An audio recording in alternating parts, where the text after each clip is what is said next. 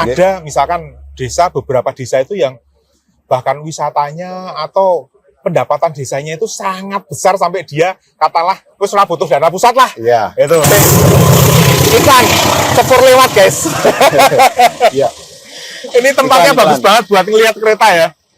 Wah. Jadi teman-teman perlu perhatian ya. Jadi ada duit itu bukan selalu malah jadi baik ya kan. Iya. Karena misalnya bingung, waduh iki kon ngentek iki 5M, kepiye? Wis iki wae kan. Iki dituku Mas 1.000 apa-apa asal keserap anggarane. Halo teman-teman. Sore ini kita akan ngobrol-ngobrol santai bersama Mas Fajar, nanti perkenalan sendiri. Ini termasuk barang antik guys, walaupun usianya muda tapi pemikirannya wow gitu loh ya. Jadi langsung aja kita kenalan. Mas Fajar, monggo perkenalan singkat. Oke, nama saya Fajar.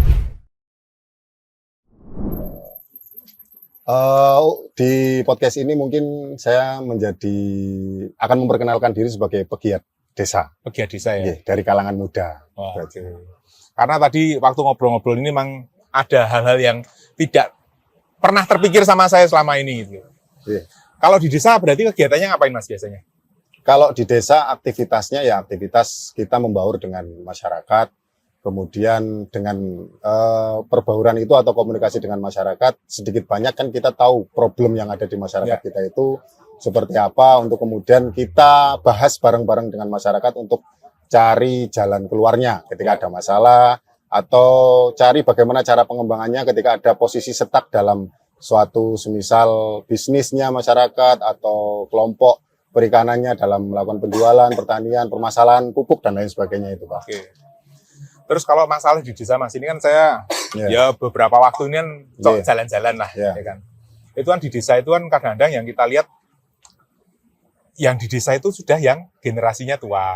Terus kalau saya tanya anaknya pasti keluar kota, kerja, itu pengaruh enggak Mas dalam mendampingi desa?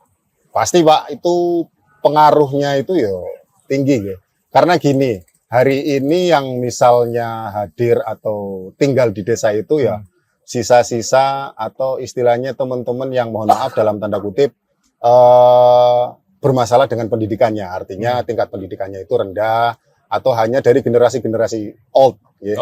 Karena kalau masyarakat atau satu individu yang pengen progres sementara desanya belum bisa memberikan fasilitas untuk majunya satu generasi, ya akhirnya yang terjadi mereka berbondong-bondong untuk merantau atau cari pekerjaan di luar kota, di luar negeri.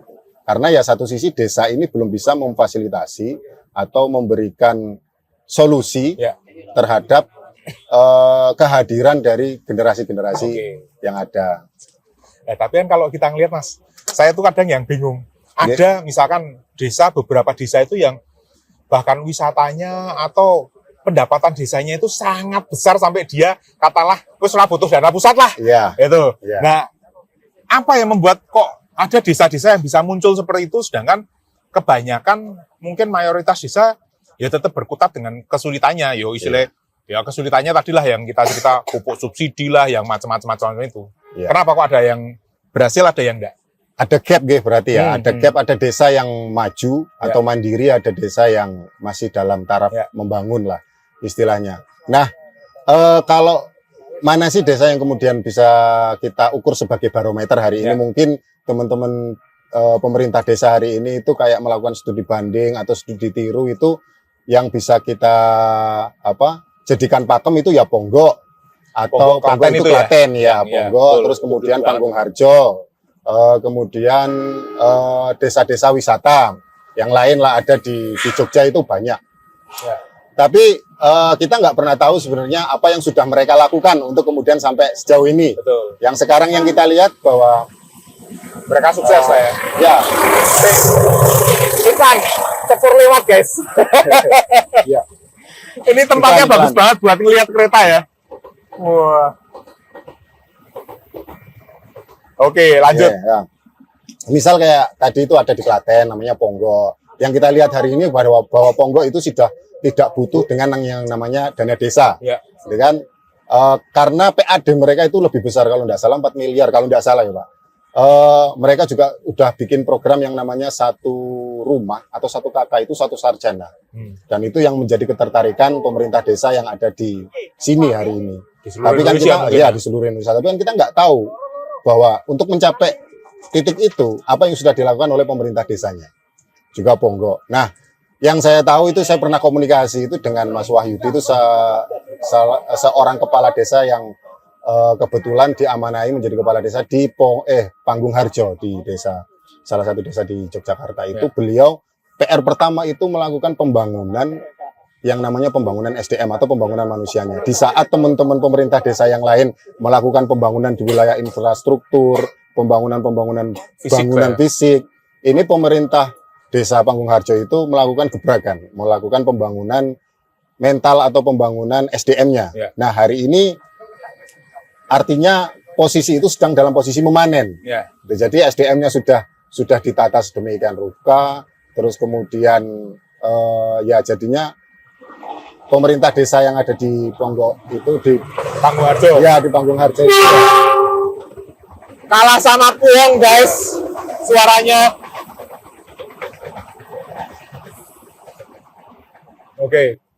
Nah, itu mungkin Panggung Pak, Harjo. kalau Panggung Harjo itu hari SDM. ini kan karena SDM-nya sudah tertata, yang menjadi ikon di sana adalah Kampung Matraman ya, di mana hasil produksi atau olahan kerajinan tangan dari masyarakat yang ada di desa tersebut ditampilkan di satu apa istilahnya kayak etalase itulah untuk kemudian bisa menjadi tujuan wisata dari domestik ataupun internasional. Oke.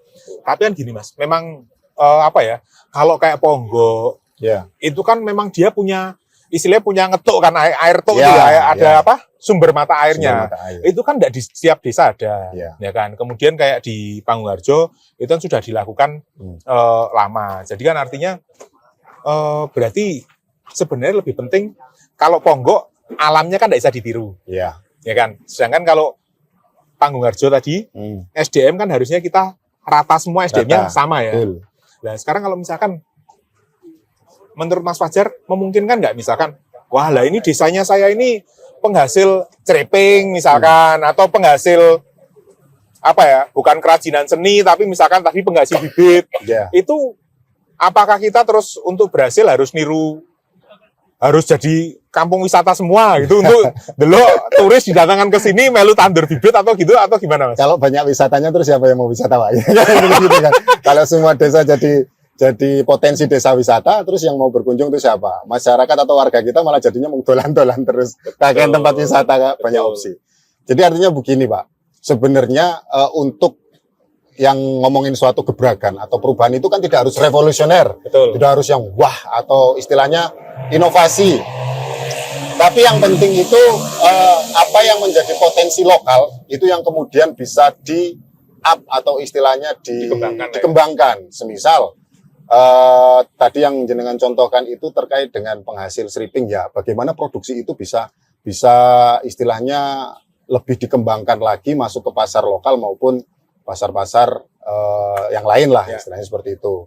Nah, kaitan dengan pemilihan itu kan sebenarnya desa ini bisa menentukan ada potensi lokal yang memang wisata, ya tinggal kita support ke wisatanya. Dan wisata itu kan ada yang wisata murni, memang ada potensinya, atau wisata buatan. Ya. Misal di salah satu wilayah di Kabupaten Purworejo itu kan ada wisata apa itu yang salah satu yang di kafe itu agro ya, di Kecamatan Pitoro itu kepala desanya itu sedikit banyak sudah merubah mindset masyarakat dan berhasil bikin yang namanya wisata agro. Karena secara potensi mereka nggak ada, tapi bisa memanfaatkan peluang di mana ada satu pemandangan alam yang baik, kemudian di situ dihadirkan satu kafe yang dengan konsep alam, agro, nah itu bisa menjadi wisata buatan. Ya. Nah, kalau yang tidak punya potensi wisata, ya teman-teman pemerintah desa atau aktivis desa hari ini bisa mencari atau istilahnya mencari peluang atau desanya itu kira-kira masuk untuk apa keunggulannya. Nah, misalnya produksi ya, tinggal dikembangkan aja produksinya. Karena menurut saya sih lebih cocok cenderung ke produksi ya. Kalau wisata, pengurusnya atau struktural yang ada dalam manajemen wisata itu tidak inovasi, tidak kemudian artinya hal-hal yang baru di dalam wisata itu ya jenuh, bosen, wisatawan juga nanti akan pindah ke lain tempat. Betul. Tapi kalau produksi, sepanjang produksinya itu masih ada terus dan pasarnya semakin besar, justru itu malah lebih bagus untuk pendapatan asli desa, untuk pemasukan desa. Gitu teman-teman. Jadi tadi yang saya tangkap dari Mas Fajar ini, kalau memang kadang-kadang kita itu kan latah ya Mas. Berarti istilahnya, wah sing duitnya akeh iki wisata, orang modal. Gitu. Nah, tapi kalau desanya memang nggak ada, gimana? Nah, jadi saya tadi bincang-bincang, sempat kepikir, saya tuh waktu itu pernah disuruh sama temen itu masuk ke dunia online, karena kan yang muda itu online. Gitu. Saya tanya, lah dunia online, saya kalau tiket kan memang online. Gitu. Tapi kalau barang, suruh jualan apa? Gitu. Terus dia tanya ke saya, bilang ke saya gini, coba Mas Tony, mikir deh, barang apa yang mungkin saya pikir enggak mungkin dijual online itu. Saya maksudnya aneh banget sih jualan kayak gini online itu. Terus saya waktu itu, Anda bisa cek juga ya nanti. Saya mikir kacang mete lah, kan konvean gitu. Ternyata yang jual di toko online kacang mete panggang itu ada yang sampai puluhan ribu transaksi. Jadi saya berpikir kayak Mas Fajar tadi kan, kalau misalnya kita produksi, ya udah kita produksi, kita belajar pemasarannya, kita belajar kemasannya, gimana supaya packaging, gimana supaya ini awet sampai bisa, mungkin kalau bisa diekspor, ya kan, sehingga yang sudah memang kita dasarnya itu produksi, entah itu kacang mete, ceriping atau apapun, itu makin kita pertajam sehingga potensi desanya kan terangkat ya kan Mas. Apalagi hari ini kan, maksudnya setelah adanya undang-undang desa, desa itu kan punya peluang yang sangat bagus untuk kemudian concern memajukan desanya. Betul. Kalau dulu permasalahan pemerintah desa itu, misalnya jadi kepala desa, cuman punya anggaran 200 sampai 300 juta untuk membangun setiap tahun. Artinya permasalahannya apa yang saya akan bangun dengan uang segitu, gitu kan? Legacy yang akan mereka wariskan untuk masyarakat itu kan kurang. Permasalahan itu kemudian beralih setelah adanya undang-undang desa. Pemerintah pusat hari ini memberikan anggaran dana desa untuk desa itu sekitar 600 atau 800 atau ketika penyerapannya bagus itu bisa bertambah 1 sampai 2 miliar. Nah, kemunculan ini menjadi peluang dan juga ada kelemahannya. Peluang bahwa desa itu bisa memaksimalkan atau menggunakan anggaran ini semata-mata untuk kepentingan desa, untuk kemajuan desa, untuk pembangunan masyarakatnya. Di sisi lain, kadang pemerintah desa itu dibenturkan dengan, untuk apa ini uang 2 miliar atau 1 miliar ini, bagaimana cara kemudian menggunakannya. Menyerap lah ya. Ya, itu mereka juga cukup sulit untuk itu. Artinya, peluangnya dan kelemahannya itu kadang malah justru karena wilayah administratifnya itu tidak selesai dengan baik, itu menjadi satu kelemahan yang bisa berakibat pada satu tindak pidana korupsi. Padahal mungkin anggaran itu digunakan untuk kebutuhan masyarakat, tapi tidak sesuai dengan penempatannya, tidak sesuai dengan regulasinya. Itu menjadi masalah sendiri. Apalagi kalau misalnya ada wacana naik ke 5 miliar satu desa. Karena permasalahan kita itu masih dalam permasalahan yang SDM, kalau SDM-nya masih istilahnya belum mampu untuk mengelola uang segitu banyak, itu akan menjadi problem yang baru juga nantinya. Nah ini guys, jadi teman-teman perlu perhatian ya. Jadi ada duit itu bukan selalu malah jadi baik ya kan.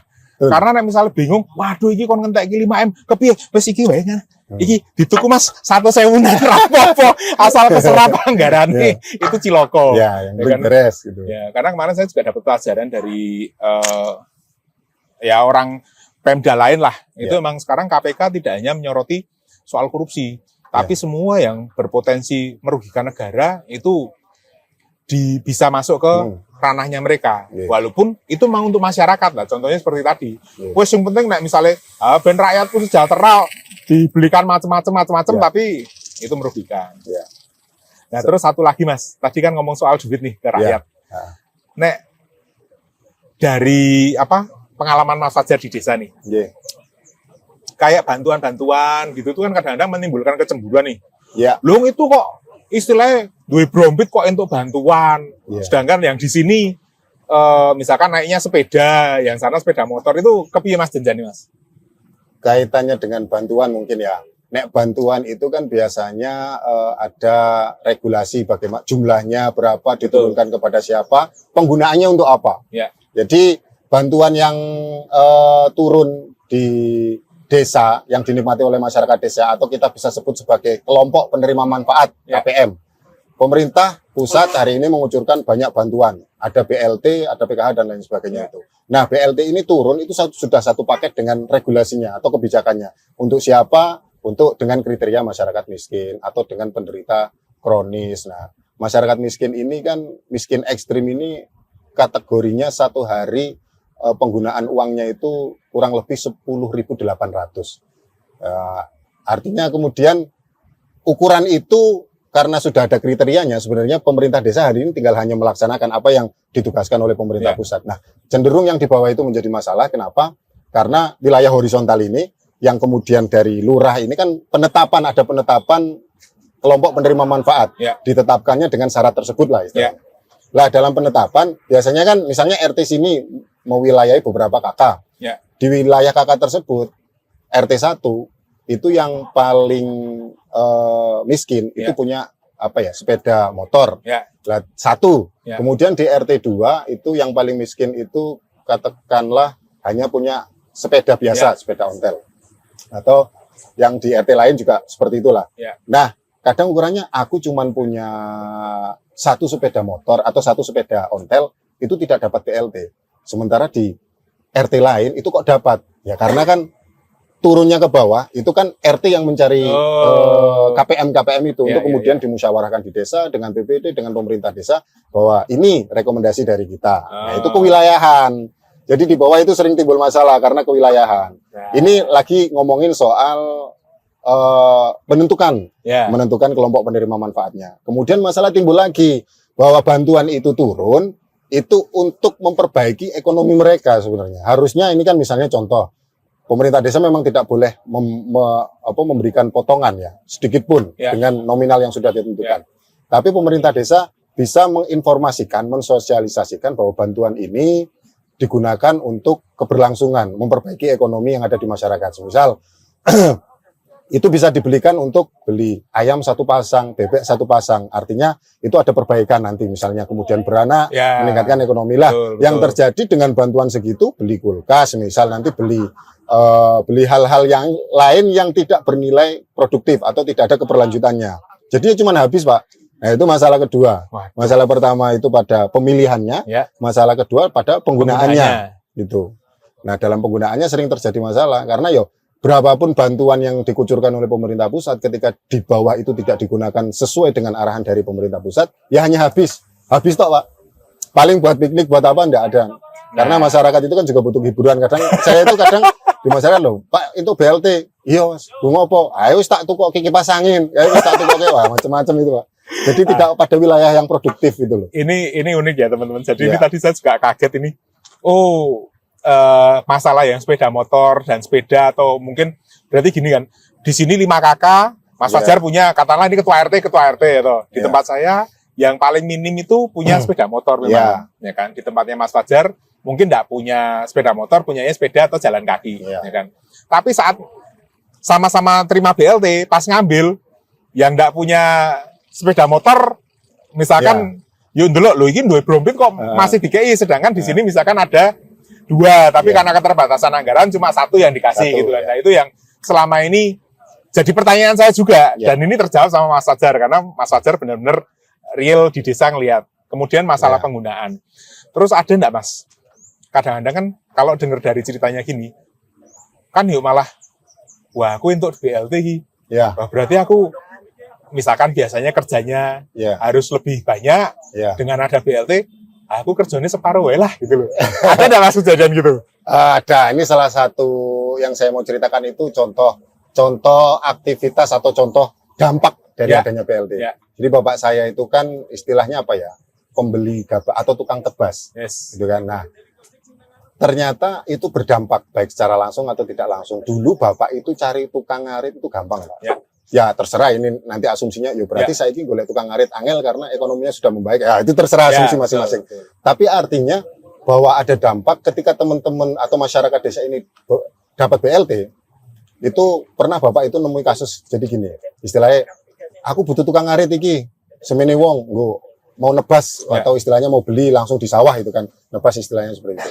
Wah, saya udah dapat BLT, artinya aktivitas produktif mereka berkurang dengan adanya BLT ini. Yang tadinya siap ngarit besok kan kerja kan gitu. Nyambut gawe, ternyata ada BLT sudah jadi momok tersendiri untuk masyarakat. Sudah, wah ini nanti sekitar bulan ini saya dapat BLT misalnya 900 atau 300. Artinya ngapain saya ngarit kan kira-kira kayak gitu. Jadi Nah itu kesulitan Bapak kemarin itu sempat salah waktu satu musim panen tertentu itu cari tukang ngarit susah karena kondisi ini masyarakat. Jadi termanjakan gitu lah dengan ada bantuan. Itu. Berarti nah ini yang perlu teman-teman ketahui ya, tidak semua bantuan atau subsidi itu bagus ya, dampaknya ya. Betul. Karena kalau yang nggak disubsidi, saya pernah ngalamin sendiri teman-teman. Jadi gini Mas, kalau di tempat saya itu kan, kalau tiap tahun kan pasti UMR tuh naik, ya kan. Nah itu saya pernah lihat ada korelasi antara kenaikan penghasilan gaji sama penurunan absensi. Ya. Jadi orang kita itu kadang-kadang, aku cukup itu mangan sedino ping telu, cuma butuh uang katakanlah nek misalnya dicake tenan katakanlah 1,5 juta cukup ya kan. Maka saat dia mendapatkan itu katakanlah kenaikannya hasilnya 2 juta. Oh berarti aku kerja cukup cuma 3 minggu dalam sebulan, seminggu aku bisa ngambil prei gitu-gitu loh. Jadi emang ini berarti juga terjadi pada masyarakat desa yang mendapatkan BLT ya. Betul. Oke. Nah terus kalau sebagai pendamping Mas, kira-kira nek misalkan ini bisa ngomong ke teman-teman seluruh penggiat desa atau mungkin pemerintahan desa itu sebenarnya nek yang ditangkap Mas Fajar selama ini nih, lah terus kepiye? BLT tidak semuanya baik, ya kan? Terus kalau kita juga berbondong-bondong jadi desa wisata juga tidak semuanya baik. Gitu. Nah kalau menurut Mas Fajar, apa yang istilahnya coba loh mbok pemerintah tolong ini yang diutamakan seperti ini, ada enggak Mas kira-kira yang usulan dari Mas Fajar?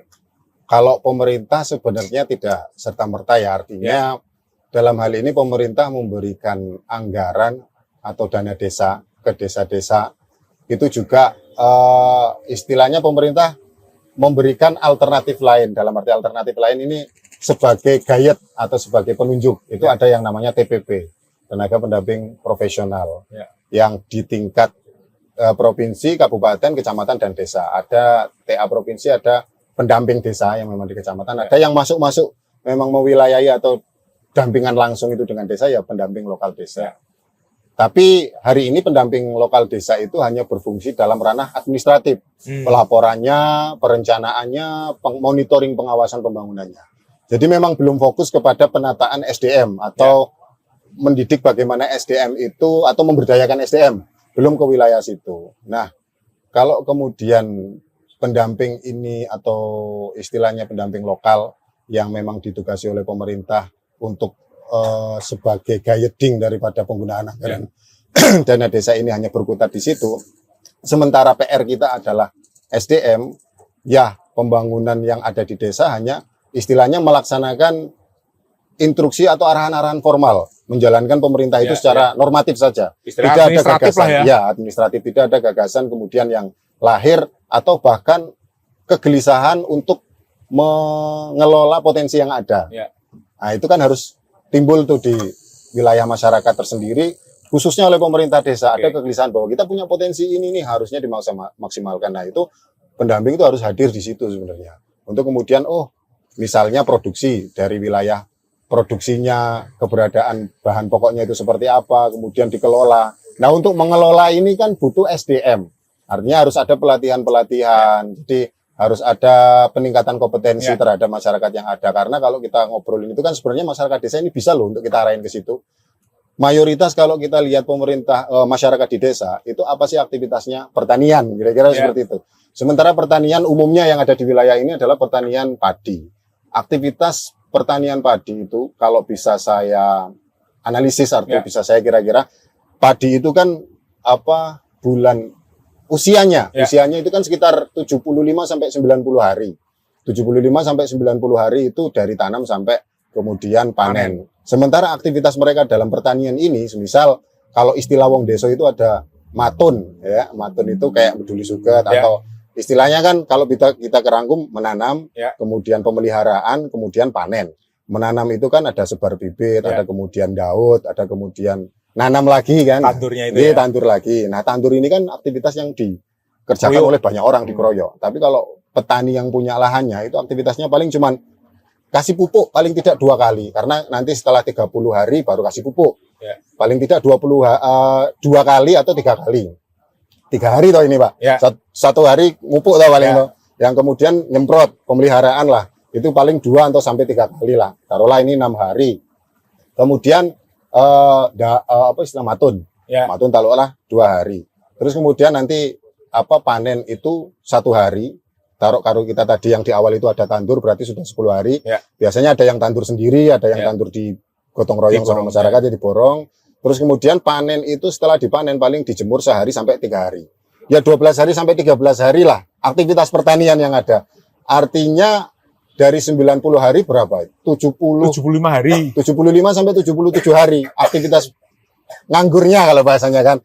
Nah itu kadang kan ada yang kreatif di sela-sela ini mereka jualan cucur mungkin ada yang benar. Kemudian jualan ayam, memelihara ayam. Sebenarnya aktivitas dalam pertanian itu tidak begitu padat. Ketika kemudian pemerintah desa bisa memahami peluang ini bahwa ada masyarakat desa yang bisa kita gunakan tenaganya setelah kita didik keahliannya untuk menghasilkan satu produksi baik itu pangan atau barang-barang yang lain yang bernilai ekonomi. Di branding bagaimana istilahnya diberikan pelatihan bagaimana mengelola produksi itu dan memasarkan produksi yang ada. Kalau itu sudah berhasil, ya desa punya khasnya sendiri-sendiri dari wilayah produksi, wisata atau kebudayaannya yang ada dihadirkan di masyarakat itu ya bisa maju sebenarnya. Nah, tapi untuk wilayah itu kan kita butuh pemandu. Betul. Ya, kalau tidak dari luar ya biasanya kesadaran itu susah untuk timbul di masyarakat. Dan istilahnya emang kita harus belajar biasanya emang dari luar ya kan, karena misalkan di daerah situ ya orangnya itu dari dulu kita emang misalkan keluarga tani ngerti nih, orang ngerti internet marketing gitu loh. Ya. Oke, berarti yang saya simpulkan gini ya Mas. Nek misalkan di desa-desa ini teman-teman penggiat, Anda jangan cuma masalah administratifnya bahwa ini dapat dana desa lalu penggunaannya seperti ini wis beres, orang kecekel KPK rampung, itu enggak. Ya kan enggak cukup. Anda mesti lihat motret, desanya kene iki kok produksi triping, ya kan? Tak golek ke wong misalkan desain kemasan. Gitu, atau pengawetannya gimana? Ya kan? Pemasarannya gimana? Lalu berarti dana desa itu juga bisa dicarikan untuk narasumber, misalkan belajar internet marketing. Bisa. Gitu ya. Jadi maksudnya Mas Fajar dalam rentang waktu misalkan kita desa tani, 75 sampai 77 hari yang tidak ke sawah, ya kan? Itu bisa lebih produktif, ya kan? Artinya belajar marketing. Jadi kita itu ndelok handphone ora mung TikTokan, apa meneh sampai ngeslot. Tapi malah justru bisa bisa bikin konten atau bisa memasarkan produknya itu Mas, sehingga ada keahlian lain yang melengkapi keahlian aslinya ini itu.